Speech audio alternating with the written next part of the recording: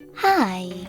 In front of me is LG G7 Fit, and today I would like to show you how you can operate voice recorder.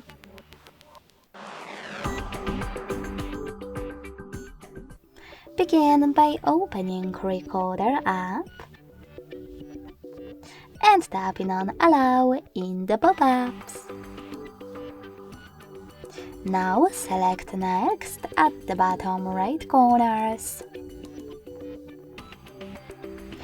And finally, to start recording, tap on this button with a red dot.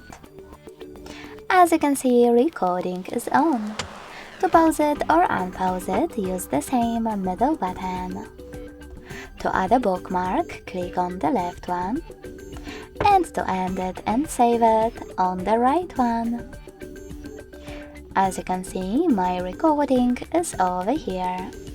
To play it, click on it and tap on play button at the bottom. If you wish to rename it, you need to hold it. Select rename in the pop-up, type in wherever you want to and hit save. Lastly, to get rid of it, hold it again. But this time select delete and tap on delete in the pop-up. Thanks so much for watching. If you enjoyed this video, don't forget to leave a like, comment and subscribe. Bye!